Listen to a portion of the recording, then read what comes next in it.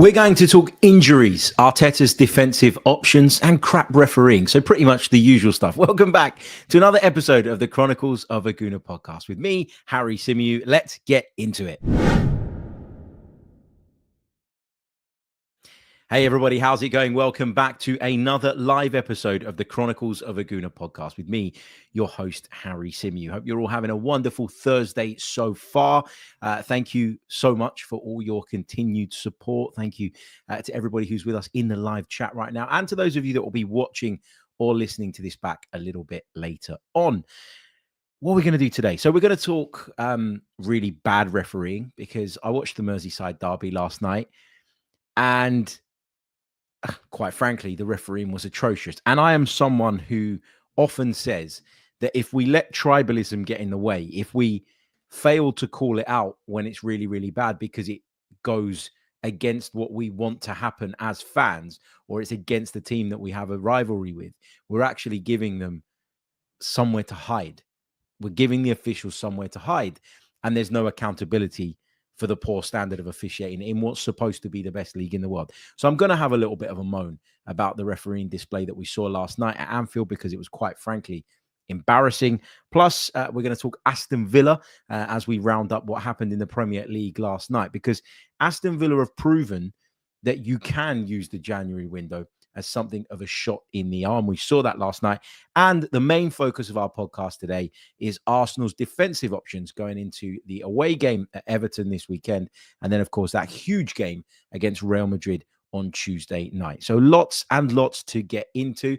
Quick reminder, if you haven't done so already, please leave a like on the video. That really, really does help. Subscribe to the Chronicles of a Gooner YouTube channel if you take the content in via video format. And if you're listening on Apple or Spotify, please do leave us a review, because all of those things help. It's going to be a pretty interactive podcast today. I'm looking forward to getting a lot of your thoughts and a lot of you guys' takes from the live chat. There is a debate ongoing in the live chat right now about Jakub Kiwior. We're going to talk about Kiwior a little bit later on in the show. I'm not ignoring it. I have been responding to some of the comments, but we're going to do that at length a little bit later on in the show. So I don't want to get dragged into that too early, because it will just mess up my running order, essentially. But anyway, big hello to everybody who is there. I can see you all getting very, very involved, which is great to see. Right, should we start by talking about what happened last night then in the Premier League? There are a few games on, of course, but the standout game, the game that most people, I would argue, had their eyes on, was that Merseyside derby between Liverpool and Everton at Anfield. And again, we come away from a game where we probably should be talking about, one of two things. You can look at it from two different angles, right? You can either say plucky Liverpool didn't play that well, but managed to find a way, kind of been the story of their season. They've been relentless. They've only lost one game this season. And even when the performances under Arne Slot haven't been great, they've managed to get over the line, hence why they are 12 points clear at the top of the Premier League. You can look at it that way, or you can look at it from the opposite side, which is Everton have come on leaps and bounds under David Moyes, and they went to Anfield and they put in a really admirable performance and might be unlucky to have lost the game 1-0. There's different narratives that you can take away from that game. But unfortunately, because of, once again, a really poor standard of officiating, the big talking points are to do with the officials. We're talking about maybe one of the worst decisions of the season, not to send Tarkowski off for that challenge on McAllister. I mean, what more could he have done to get himself sent off? Like, okay, he gets the ball. Getting the ball does not by default excuse any action that follows your connection with the ball. That is a horrendous challenge. It's halfway up McAllister's leg. It could have broken his leg. And listen, we've got a rivalry with Liverpool. Of course we do. But nobody wants to see players on the receiving end of challenges like that. And I remember sort of scrolling through social media, sort of in the immediate aftermath of that challenge, and there were some people going, look at McAllister, he's making a meal of it. Oh, come on. That was a leg breaker. That was a horrible challenge. And James Tarkowski absolutely should have been sent off. Do I blame the referee on the pitch? Not really, because I think the whole introduction of VAR has allowed us to be able to go back and referee with hindsight, which is really important, particularly when we're talking about situations like this. He would have seen Tarkowski clear the ball. He would have seen the direction in which the ball traveled. Once he saw that connection with the ball, he might have turned away. He might have been focused on other things. He might have been focused on where the ball was going, any challenges or jostles for position that were taking place, etc., etc. So, sort of where the ball was headed. I don't blame the referee necessarily for missing that, but the VAR's watched that and not pulled that up. The VAR's watched that and come back to the referee and said, we were checking for a reckless challenge, but it's not clear and obvious. It couldn't be any more clear and obvious. And I've said it before and I'll say it again. If we as football fans only call out bad refereeing when we're on the receiving end of it, it will never get fixed, because at no point will anybody ever be united in sort of the want and the will to kind of improve the standard of officiating. I'm not saying sack them. I'm not saying personally abuse them. I'm not saying any of those things are acceptable. You still got to show some human decency at the end of the day when you make these points and when you have these discussions. And when you're a fan, even when you're on the receiving end of it, you've got to show some class and you've got to do what's right as a human being. So that means don't make it too personal. Don't go after people. Don't abuse them. Don't criticize their families, all the rest of it. But enough is enough in terms of the standard of officiating. It's really, really crap. It's really, really bad. And we've got to do something about it. And what we get is that kind of apology out of the PGMOL the next day, as if that means anything. It doesn't excuse it. It's like committing a crime and saying, oh, well, I'm sorry.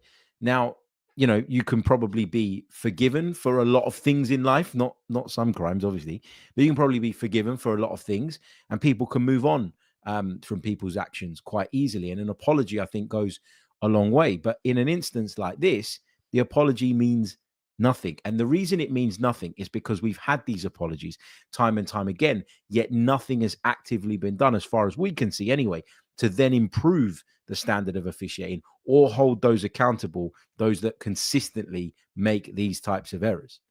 So you can say sorry, sorry, sorry, but if you don't actually fix the issue, then at some point, sorry means nothing, right? It means nothing. It's lost its meaning.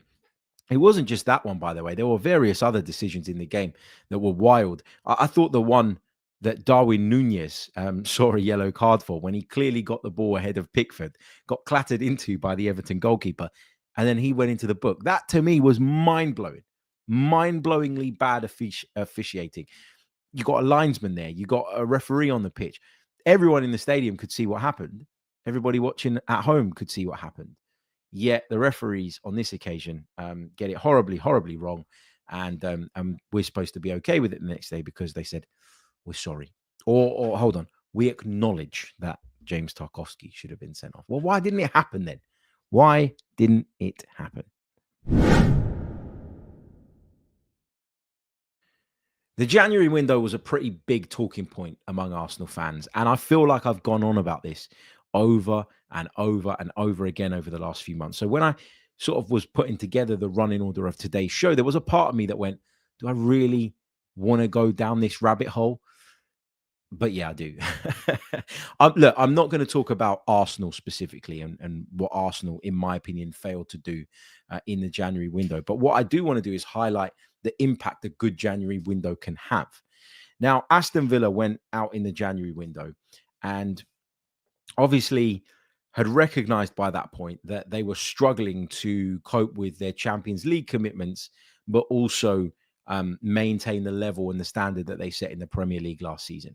For me, it's imperative that Aston Villa get back into the Champions League. I think it's really important in their development as a football club. I think once you make it the second year, then the third year becomes easier. The fourth year becomes easier because you start to generate those resources. And when those resources are coming in on a regular basis, you can then stretch yourself that little bit further. You can have a higher wage bill, knowing that that money's coming through the door. You can go bigger in the transfer windows to build your squad, etc., etc. And listen, it's really, really valuable to be in the UEFA Champions League. There's no doubt about that. They went to Brighton and Hove Albion last night in a game that I think was key to their Champions League chances. Now, we know that the top five are going to be given Champions League places. It's looking that way increasingly with every week that passes. And Aston Villa, having won yesterday, closed the gap on Newcastle United to just 2 points. They're only 3 points behind Manchester City in fourth. So for me, Aston Villa winning that was massive. They really, really needed to. I was on the TalkSport 2 social earlier in the day, and we spoke to a Liverpool fan, a Villa fan from the For the Love of Paul McGrath podcast. Neil, his name was. He was fantastic. And we talked about how imperative it was that Aston Villa got these points.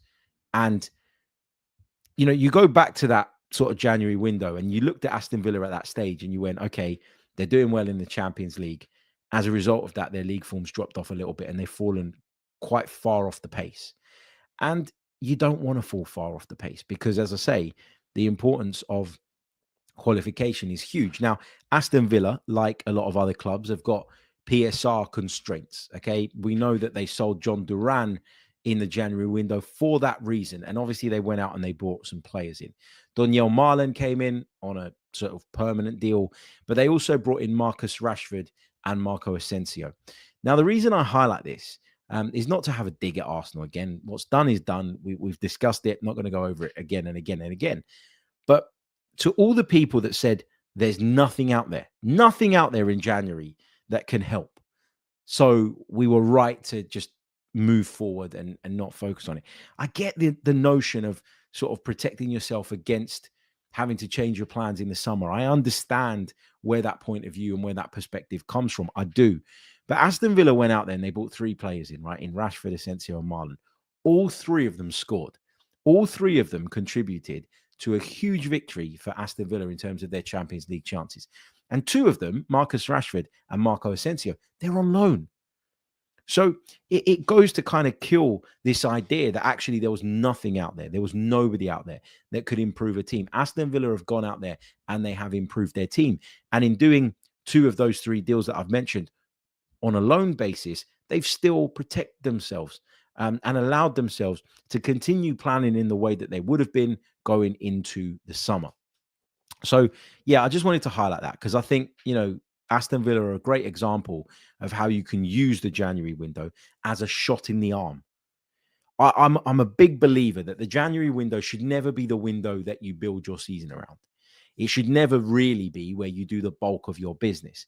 But it does offer an opportunity to, as I keep putting it, give yourself a shot in the arm and rectify any issues that you might have identified in the first half of the season. Feel like you're flagging a little bit, feel like you're sort of dropping off a little bit. Well, go in the January window, exercise your power as a football club, bring somebody in that might not be a long-term solution, but that can give you something in what remains of the campaign. And Villa did that, and they did that to great effect. So credit to them.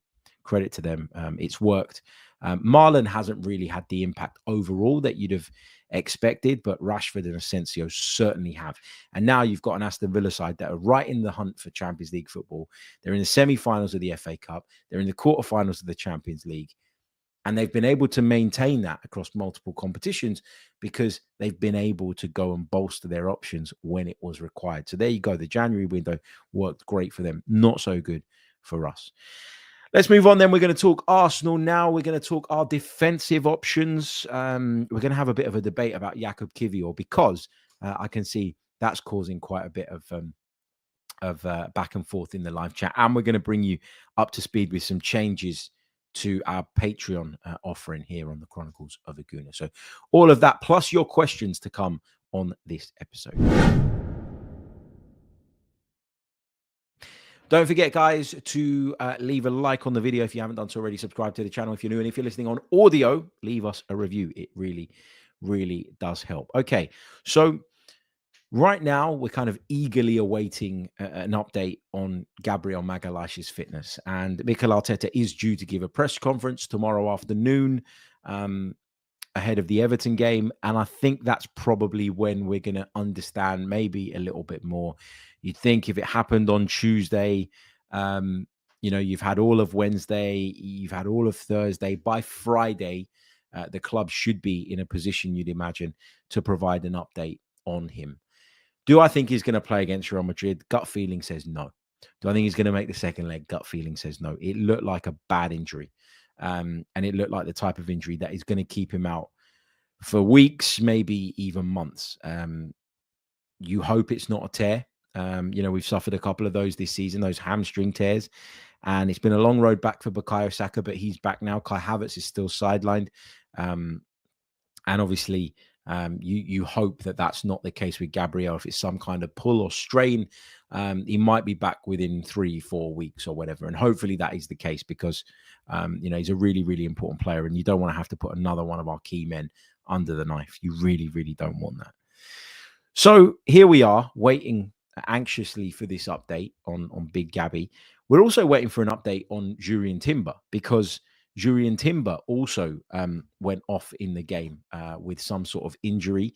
He went down in the first half, managed to continue, but then ended up going down again in the second half. And I'm not sure if it was he couldn't continue any longer or if it was the club, the management going, what's the point in taking another risk? He's been down already once. Forget it. Let's get him off. Let's protect him. Let's look after him because we've got some huge games on the horizon. And probably knowing earlier on in the night they'd lost Gabriel, they probably felt that he was even less wise, if you like, to keep Jurrien Timber on. So I don't know for sure what the deal is with Jurrien Timber, but I'm more hopeful that he'll be available than I am about Big Gabby. If Jurrien Timber is available, I think it helps, obviously. And I think Jurrien Timber's availability is massive in terms of how we set up that back line and has a knock-on effect on our midfield shape as well. Now, this problem suffered by Gabriel has obviously increased in size because of the fact that we've got so many other defenders out right now. So if we have a look at sort of our options and how we might set up in the game against Real Madrid. Just take a look at this now, right? So I've put Timber as being out because I don't know that he's going to be fit, but let's say he is out, right? Just for purpose of the argument right now. You've got Timber, you've got Gabriel, you've got White, you've got Calafiori, Tomiyasu, and Zinchenko as sort of defensive options there that we can use.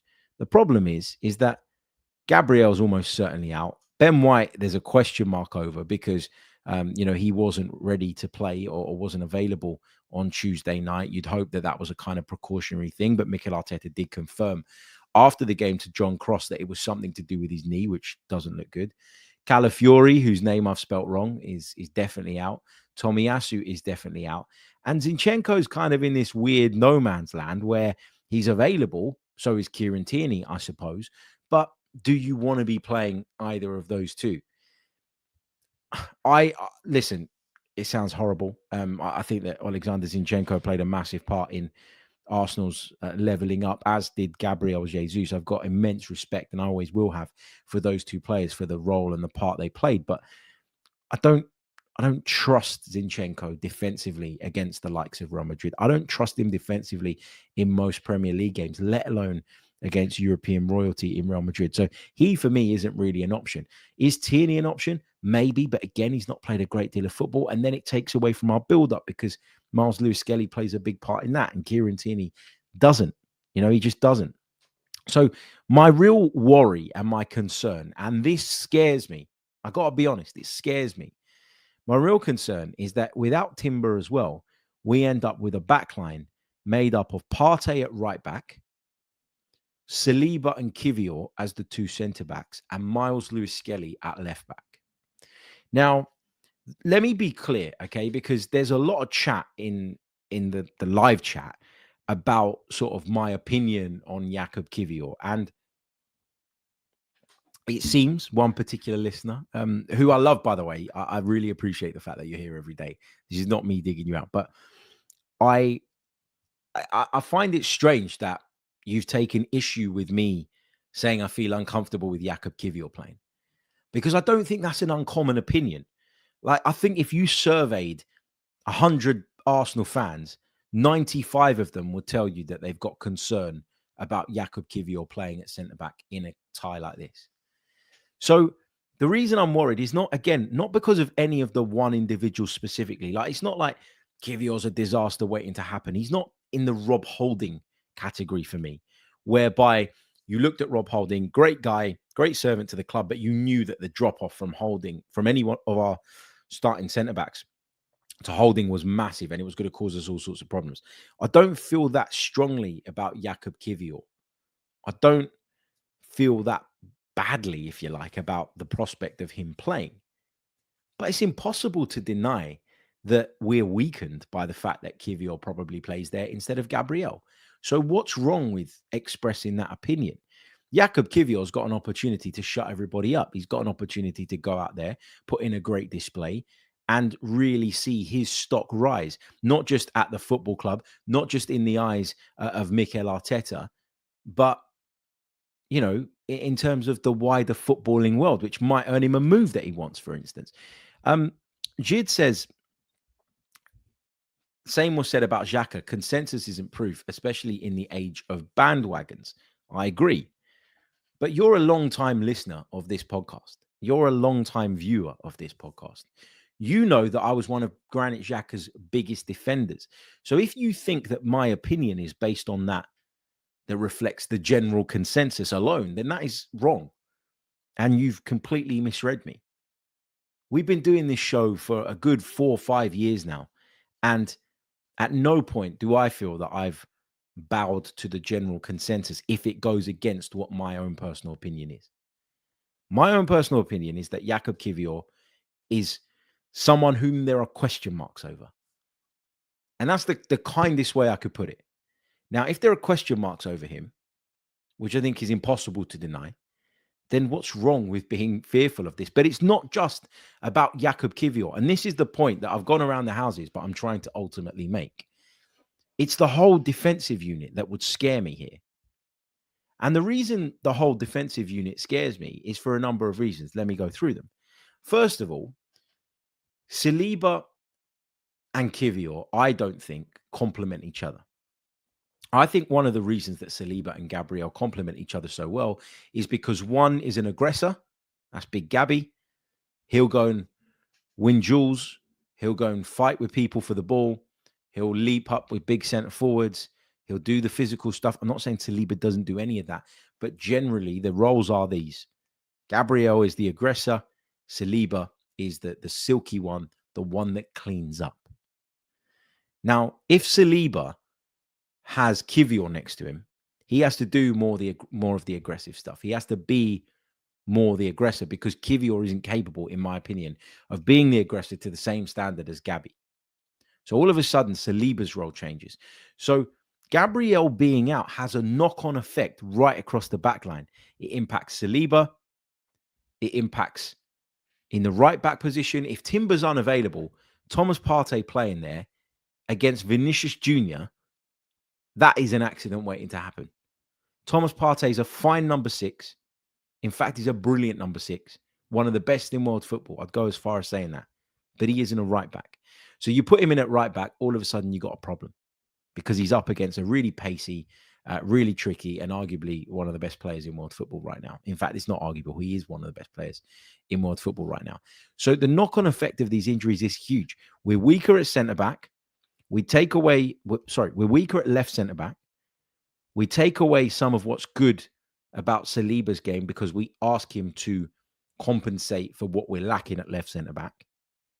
If Partey plays at right-back, not only is he going to be on toast, we lose him in the midfield as well, which then has a knock-on effect further up the pitch. And listen, Miles Lewis-Skelly, as much as I love him, and I probably would start him in this game, regardless of the injury problems, he is 18 years old. He is relatively inexperienced. I think he showed that at times against Fulham the other night when he was marauding forward at a point where we should have been seeing the game out at 2-0 up. You feel like you need someone strong to just go, Miles, no, not now. Let me pull you back in. Let me keep you close to me. Let's be compact. Let's make sure that we don't give anything cheap away. That ain't going to happen from Kiwior. Can you imagine Kiwior blasting Miles Lewis-Skelly and pulling him back and keeping him on a lead and keeping him under the reins in the way that Gabriel could? No. So the point I'm trying to make here is not let's sit and have a go at X player or a Y player and let's go at them as individuals. No, the whole unit collectively is significantly damaged and weakened by the fact that our best defender by a country mile this season is likely to be unavailable for Real Madrid.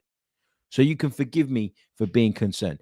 If Jurrien Timber makes it, and I desperately hope he does, and he comes in at right back, that's better. because I've got less of a concern then about Arsenal's right-hand side, Real Madrid's left. But we're still weak at centre-half. We're still weak at centre-half, and we've still got a very inexperienced young man playing at left-back. And yes, he's taken on every challenge in his path so far, and he's passed all those challenges with flying colours. Absolutely. Don't deny that. But this is Real Madrid. This is the big boys table. This is different. I think it's perfectly reasonable to be concerned and worried about how we're going to be able to sort of cope with them, given these problems that we quite clearly have. If Timber's out, we really are up shit street. Look, but what I don't want to do is write Arsenal off. That's not me. You know, my natural reaction when people write off my team is always to get defensive. It is, you know, plenty of you have heard me on the radio before, enter into debates and get into conversations and back and forths with certain pundits when they've been really critical and dismissive of Arsenal. I'm not afraid to do that. I will always, by default, back my team. But I can't sit here and lie. I can't sit here and pretend that these injuries don't reduce our chances of beating Real Madrid over two legs, because they absolutely do. And anyone who says they don't is, yes, okay, being positive. And I love positivity. You know me. But maybe there's an air of delusion creeping in there as well. And listen, Jakub Kiwior might not be as bad as some people make him out to be. The drop-off might not be as huge as some people would suggest. But you can't claim that he's at the same level as Big Gabby. And he knows that himself. Everybody knows that. Arteta knows that. Everybody knows it. Real Madrid will know it. And you can bet that Kylian Mbappe will pop himself on the left centre-back if it's Jakub Kiwior. Wesbird makes a really, really interesting point. Would you consider Kieran Tierney at left centre-back, Harry? It's an interesting one, because it's something that kind of, when you put it in the chat and I read it and I caught a glimpse of it, I didn't instantly dismiss it. But the more I think about it, the more I think it's really unlikely. First of all, it's the message it sends to Jakub Kiwior. I think Mikel Arteta is always wary of that type of stuff until he's at the point with a player of simply no return. And I think with Raheem Sterling, he got to that point, and that's why Raheem Sterling was just being overlooked for anybody and everybody, and fullbacks were coming on in his position ahead of him. I don't think he's at that point with Jakub Kiwior, to be honest. I think Tierney is a very good and competent defender, but he's barely played any football as well, and that would be a massive risk. I think whatever way you do it, whether you put Kiwior or Tierney or whatever, I think there's a drop-off, there's a risk, right? But I don't think it's a wild suggestion. And I think if I were the manager, I'd at least consider it. But I can't see him going that way if you want me to predict how I think it's going to go. Yeah, and then there's the whole dilemma at right back, isn't there? Like, you know, the whole dilemma there. Put Thomas Partey there, and let's say Ben White and Timber are unavailable. I'm hoping that at least one of them, if not both of them, will be available. Listen, if both of them are available, and you play Timber at right back and White at centre back alongside Saliba, or you put Timber at centre back and White at right back, happy days. That would be then us showing the strength in depth that I believed we had defensively going into the season. And I believe we still do have, because you look at that sheet that I put up on the screen, there's loads of names on it. It's just unfortunate that so many of them have been injured at the same time. If Timber recovers and if White makes it, and I'll go as far as not playing them, by the way, against Everton, even if they're fit to. But if they're ready and they're able to play in this Real Madrid game, and you stick them both in there, that fixes the problem. Not entirely. It doesn't get us back up to 100%, but it gets us to about 70%, because I think they're obviously very, very good defenders. Yeah, okay. Let's see what you guys are saying in the live chat. It's a really interesting debate. It's a really interesting dilemma. The thing is, I recognize that we're having this debate and this discussion prior to knowing what the deal is with Big Gabby and what the deal is with Timber and what the deal is with White. But you can't help but let your mind run away with itself a little bit here, because this is a game that we've all been looking forward to for such a long time. And so to suffer these injuries just ahead of it, it does feel like a real sickener, like a punch in the gut. And that's been the story of so much of this season. And I'm just sick of it. I'm just sick of it, to be honest with you. Right, really, really short pause. When we come back, I'm going to give you some information about what's happening on the Patreon side of things here on the Chronicles of a Gooner podcast. And we're going to go into the chat and take your answers, your thoughts, and of course, your questions. So get involved. We'll do that right after this very, very brief pause. Don't forget to leave a like on the video. Don't forget to subscribe to the channel if you haven't done so already. And if you're listening on audio, please do leave us a review. Right, some changes on the Patreon side of things.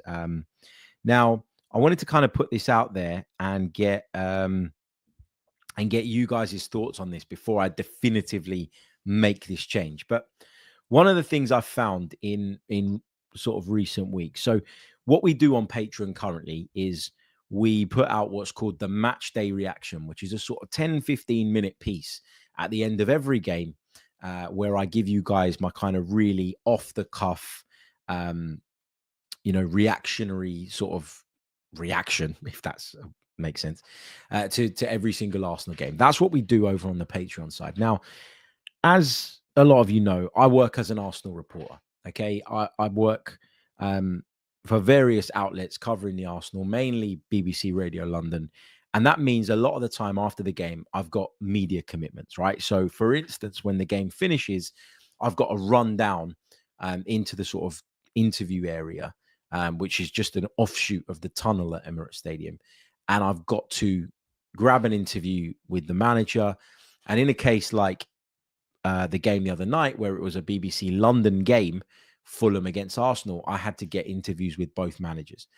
Now, Mikel Arteta tends to generally take a bit longer to come through. And so you normally have about 15, 20 minutes where if you want to record that match day reaction, you can. But that is dependent on how the show's running, the show that we're on. They might want to come to me for a chat after the game to kind of reflect on the game, which then means that I've got a very small window to run downstairs and get those interviews and send them back in. If I'm interviewing both managers, which happens in the case of North London derbies that I'm covering, not North London derbies, London derbies, then I've got to get down even quicker because I can't risk missing one of them. So one of the struggles I've found is that I do get this match day reaction bit out to you guys, but it comes out a little bit later than I'd like. And if it comes out 3 or 4 hours after the game's concluded, it's not really the same thing, is it? It's not that instant raw match day reaction.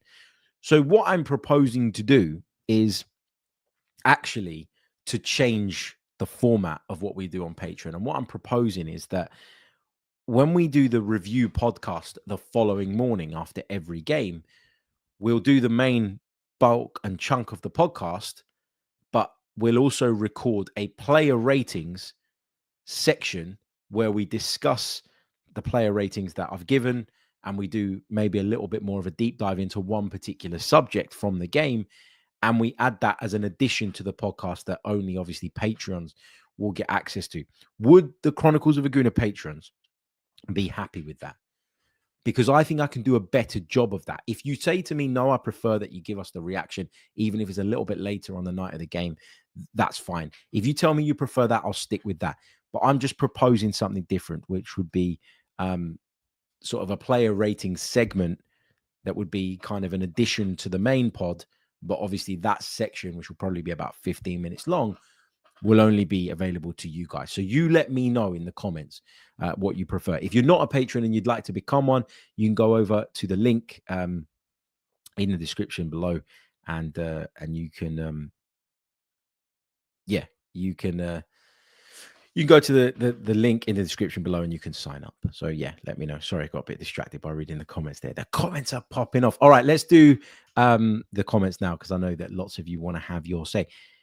In fact, does anybody want to jump on? If anybody wants to jump on and have their say about the topics that are popping off in the chat, let me know. I'm happy to put a link into the description. Link. Why do I keep saying that? Link into the description. I'm happy to put a link in the chat. In fact, there you go. It's there now. There's no pressure. Obviously, I know a lot of people are at work and it's difficult to jump onto a live stream when you're at work. But if you fancy it, the link is pinned in the YouTube chat. So yeah, look, there's been a big debate about Kivior in the chat. That's the crux of things. Here we go. Jid is providing some statistics. He says we've lost once in 19 where he's played significant minutes, and we haven't conceded much. His stats are also good. So where are the concerns coming from, if not from a bandwagon-driven agenda? So I've got two pushbacks on this. Let me just finish off the comment because he then goes on to say, P.S. No one is claiming Kivior's better than Gabby, but I don't see you being this apprehensive about other second choice players that we have when they come in. So going back to your original point, of those 19 games, and I'm asking you the question here. I'm asking you the question, and if you can provide me with the stats, and you might not be able to do it off the cuff, fine. But of those 19 games, how many of them have been league games versus League Cup games, Champions League games that were sort of dead rubbers? Like I'd be. I'm not saying that it's been only those games because I don't know off the top of my head. But of the last 19 where he's played, I'd be interested to know what those fixtures were, and I'd be interested to kind of understand that because I think that makes a big difference. His stats are also good. Jid says, what stats are we talking about here? Are we talking about completed passes? Because from a centre back, I expect them to be good. I'm interested to know the kind of data behind this. And listen, you're at work now, as you say in the chat. Would love to jump on, but I'm in the office. Let's do it another day. Is there any day that you're available? Let's do a debate. Let's do it in an evening. Let's have a chat about it. You guys are more than welcome to jump on, and let's have the conversation. Sparotta says this is exactly, or Esperotta. Is it Esperotta or Sparotta? I don't know. This is exactly what I said. Kivior tends to be fielded in more peripheral games. That's my feeling as well. That is my feeling as well. Tom says, can you imagine Kivior somehow scores the winner in each of these ties? Yeah, can you imagine? Indeed. We've got someone jumping on. Aaron is joining us. Aaron, let's bring you in, mate. Let's get your take then. On this. Oh, he's got a problem with the headphones. 1 second, he's just fixed. Hello, mate. How you doing, mate? Okay, welcome. Yeah. Classic putting the headphones on and not turning them on. You know, we've all done it, mate. We've all done it before. Aaron is one of our live viewers, and he's jumped on. Thank you for doing that, first of all, because it's completely off the cuff and impromptu and all the rest of it. I really, really do appreciate it. What are your thoughts then on this Jakub Kivior debate? I assume that's why you've joined. It seems to be the talk of the chat. Yeah, no. Listen, firstly, thank you very much for having me on. I was out in the garden with you, listening to you in the headphones, doing a bit of gardening, so I used it as more of an excuse to get out and doing that, if I'm being honest. So thanks. Well done. Well done. Yeah. Cheers, mate. Yeah. But to be fair, mate, I'm a little bit disappointed at the whole defensive sort of issue. I think we'll all be fair enough to say whether you're positive or whether deemed as negative. I think it's the title's gone, isn't it? Yeah. And I just sort of thought, with this Fulham game coming up, with Everton as well, which will always be a battle at Everton. They're such a fantastic and in good form team. With the Madrid game obviously being more focus on sort of for us, thinking we might be able to win something there. It's really our only realistic option. I just thought the Fulham game could have give us a bit of a rotation and things like that. And I know Gabriel did come back from international early. He got suspended, didn't he? So he sort of had a little bit of a break there, but I don't know. I'm not blaming Mikel Arteta solely for it. I'm really not. But I just think, considering there's such a big game coming up 7 days after the Fulham game, I thought maybe he could have rotated one of the boys. We've sort of see it as well, in the second leg against PSV, he kept both defenders on. I don't know. I just think maybe he could have game managed that a little bit better. It's all ifs and maybes. He could have played none of them and one of the other defenders got injured. Look, I'm really not blaming Mikel Arteta. I just think as well, going into that Everton game, I definitely would like to maybe see one of Rice or Partey, them being sort of rotated, because while we're going into that game with Kivior more than likely going to be in the defence, if God forbid it, if we lose Rice or Thomas Partey, Jorginho is not going to have a very good day against Bellingham, Camavinga and co. So I'd like to maybe at least see a bit more squad rotation. But with the Kivior thing, look, I mean, like you quite rightly say, and everyone knows in the chat anyway, it's a big drop-off. Like you said, I heard you and say it's maybe not Rob Holding drop-off, but chat, it's a big drop-off. Kivior is absolutely no Gabriel. Gabriel always sort of reminds me of a Keown-esque defender to maybe Saliba's camp. You know what I'm saying. You use your analogy as well yourself. In that he's more of the fighter of the two as such. And to not have a Martin Keown in your squad is it's a bit difficult. What I would actually do with the players available and knowing that Kivior will play because of Ben White's maybe sort of injury or whatever, maybe he'll be back or not. I don't know, but I'd probably do a back 5H. To just, if we're going to use Kivior there, I would definitely like to see maybe Kieran Tierney at that left-sided centre-back with Saliba next to him, just to give all of them that protection. Because if we use lewis-skelly at the left-hand side, we've got to remember as well, he's a young lad. And he probably used Gabriel's experience to, maybe just give him that sort of bit more confidence in the play, a bit more protection, a bit more backup. So you've got to think of them other players as well, your left-backs, that's going to be affected. I would absolutely have Kivior in that centre, Saliba on the right-hand side. And Kieran Tierney, who's a good defender, by the way. He's played there for us a few times at left-sided centre-back and for Scotland as well. Because obviously the Andy Robertson thing, trying to squeeze two of them in. Typical Scotland, the two phenomenal players, and they're at left-back. But yeah, I think that would be the way to go against Madrid. I think if we just go a 4-3-3, rather, I'll start speaking English in a second. If we go for that, I don't know. I can just sort of see Kivior getting really bullied by what is probably the best front three in the world. That's how I go. Players availability. I really don't want to see Thomas Partey at right back because not only does that really hinder us on that right hand side, it would again by default mean Jorginho's in that middle, and I just think that just weakens two departments massively and unnecessarily. It's going to be a tricky one, but needs must, and I just hope Mikel Arteta just does adapt to certain games and situations, and sort of knowing that maybe if we do leave ourselves open and Kivior with no protection, they could score 2-2 like that, and the tie's over before we even get to the Bernabeu. I would definitely be sort of trying to get protective, and maybe we go there and can pretend to draw, and then who knows in one leg. But if we don't win this game, even by 1-0, I mean, it just so badly limits our chances anyway. We've got to at least come out with a draw. I don't think that we need to win the first leg necessarily. I think we just need to go in the second leg with a chance. I take your point about Mikel Arteta maybe doing something a little bit differently against Fulham, but where I will defend him a little bit is that he had no Ben White, who was one of the rotational options because he'd picked up some sort of knee injury. Calafiori went on international duty and got injured again, and that's a whole nother debate that we could get into.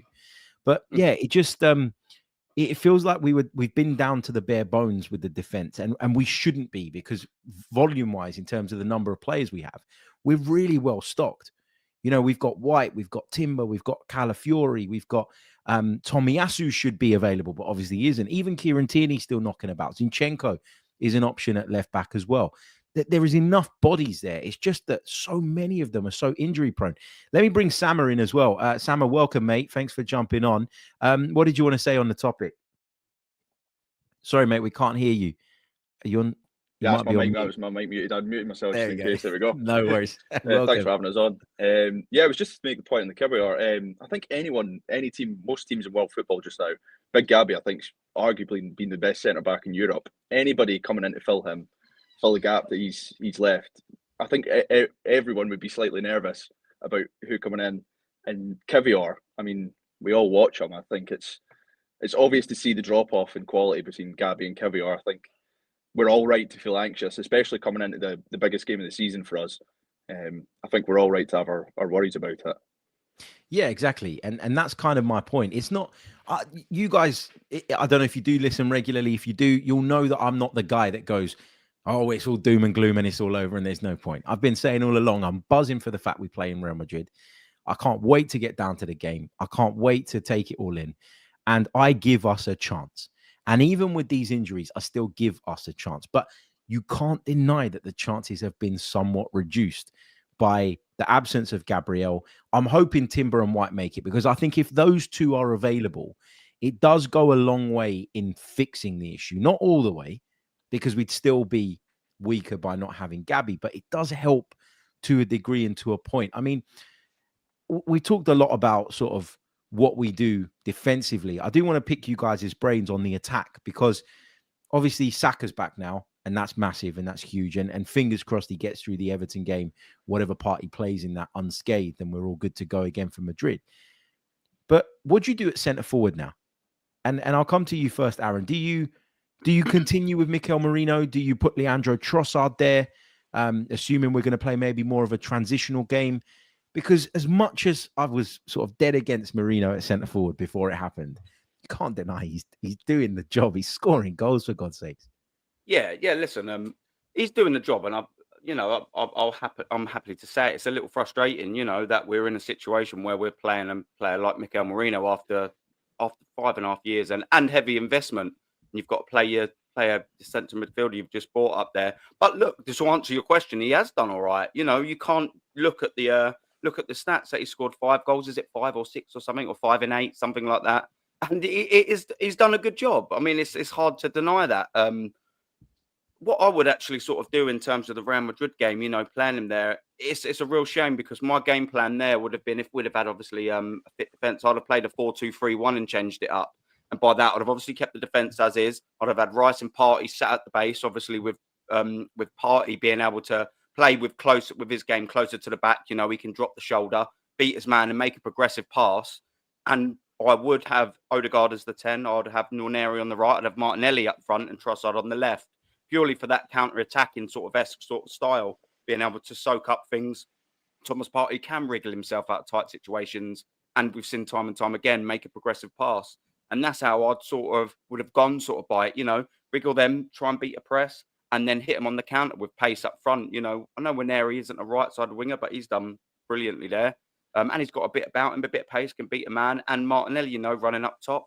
His performance was fantastic as well, Martinelli. I think we've been waiting to see that all year, haven't we? Him really beat his man, have a bit of confidence. So hopefully he brings it onto Everton and Real Madrid as well. That's how I'd lay it out. Unfortunately for me, Merino would miss that. But you can't deny that Merino's done all right. He's there to do a job. He's not a striker. But 5 goals in 8, whatever the stat is, hats off to the geezer. Do you know what I mean? Absolutely hats off to him. And obviously, if he's there, long may it continue. Do you know what I mean? I get that trick every week, my old mucker. Do you know what I mean? I don't mind that. It won't happen, but do you know what I mean? If he's going to play there, of course you want him to do all right. It's just a little bit frustrating for me, H. And sorry, I don't know what your name is down there, young man. Sam. Sam. Yeah, Sam. Yeah, it's just a little bit frustrating that we're sort of here where we are, playing a central mid up front. But yeah, I mean, fingers crossed he carries on if he's going to play, of course. Just a quick reminder, if you want to jump on for what remains of the show, you can. You can click the link in the live chat. It is pinned to the top of the live chat. If you want to jump on, now's the time. I don't know how much longer we're going to run for, but jump in. Last time I did this, I ended up being on for about 2 hours, and my wife wanted to kill me because she was waiting for me to take her somewhere. But anyway, H, just quickly, mate. Go on for 4 hours. I don't want to go back out in the garden, mate. I'm here until the wife comes home, mate. You just carry on. Don't worry. I've got gardening to do as well, and I think every single day this week I've made an excuse not to do it. So yeah, it's going to catch up with me eventually. Yeah, it's going to catch up with me. Remember, if you want to jump on, you can click on the link in the live chat. Remember, if you haven't done so already, leave a like on the video, subscribe to the channel if you're new, and if you're listening on Apple or Spotify, which I know lots of you do, then please do leave us a review on those platforms as well. Sam, same question to you. What would you do with the attack? Trossard up front, Merino up front, Saka on the right, Nwaneri, does he miss out? Martinelli on the left. There's so many factors. Yeah, it's a hard one, especially in the league just now. I mean, the league's, I think we're all in a consensus that the league's gone. I was even a bit worried about Saka playing in the league, but I know you've got to build up the minutes to get him fit. But Everton's going to be a tricky game, especially they're still struggling down the bottom. But Merino, he's, like you said, he's done the job up front. He's came in and he's doing what everyone's asked him to do. He's putting the ball in the back of the net, which we can't ask for anymore. I think Martinelli and Saka will start on the wings. I think Martinelli will start on the wing for his defensive work. I think he's got better defensive work than Trossard, especially against Real Madrid. I think we're going to need that.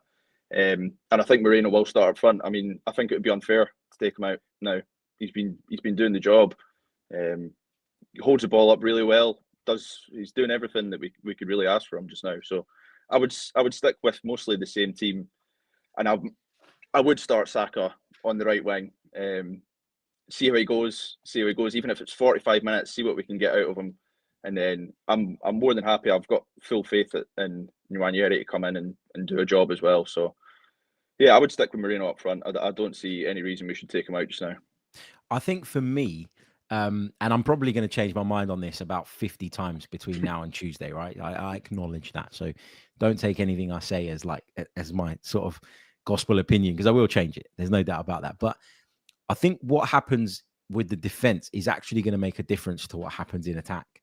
Because you look at this Arsenal team, and one of their strengths when they're at their best is the way they kind of squeeze up and they pin opposition back in their own half. Now, that leaves you vulnerable to some degree to transitions.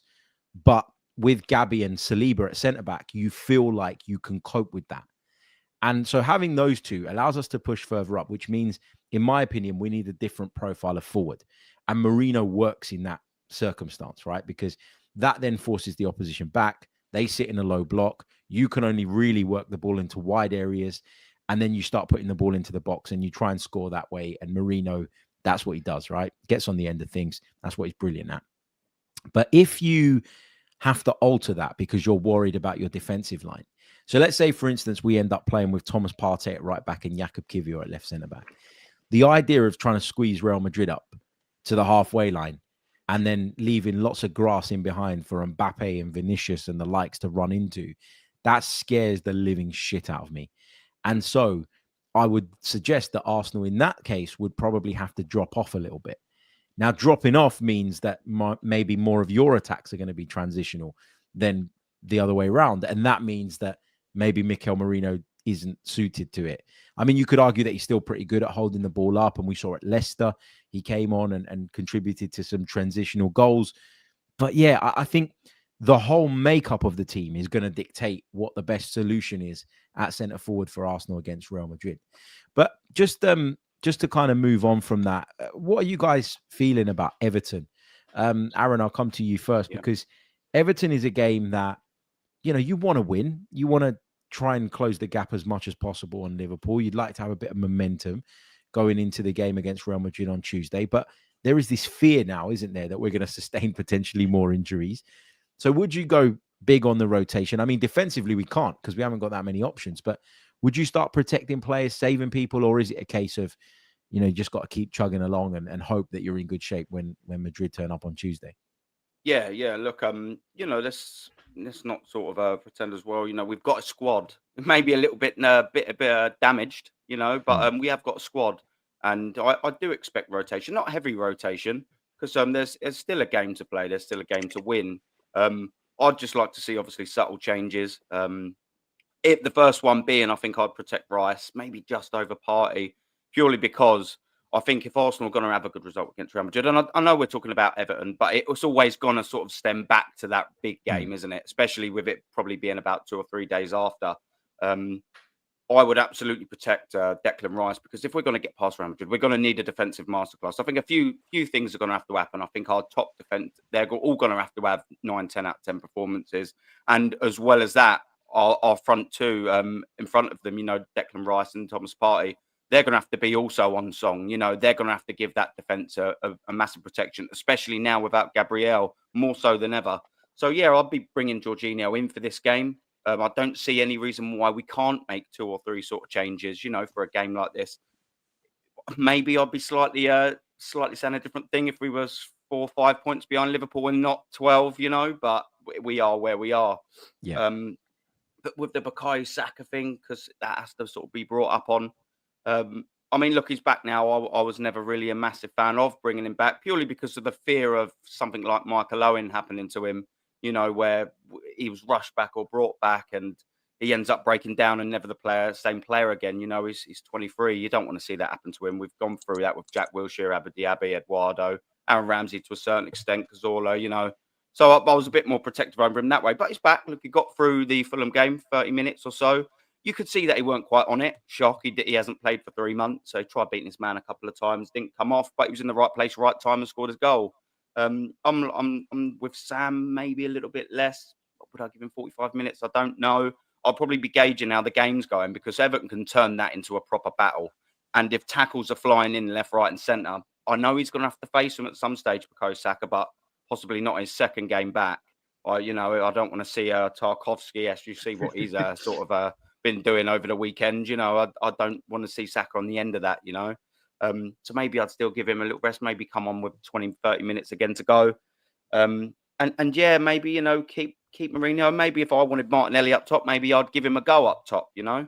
And maybe I'd even then bring Mourinho down and rest Thomas Partey and Declan Rice. I don't know. I haven't really given that too much thought. But there are options there. Mikel Arteta, I believe, should be having a little play around with, you know, with that with the Real Madrid game in mind. Because even though he'll come out and he'll do a manager's thing, quite rightly, Mikel Arteta, and he'll say, you know, we're still mathematically in with it and so. But in their heart of hearts, of course he does. He has to say it. But if in your heart of hearts, every single person, including the manager and player, knows that the league's gone and Real Madrid's the real one. And I believe, you know, 3 changes, like you said, at the back, is really hard to make subs at the minute. But 3 changes at least, I'd be sort of trying to look to make at that Everton game, you know, just for purely protection for that Real Madrid. And there's also no chance why Jurrien can't come in and have a good game. We've seen it.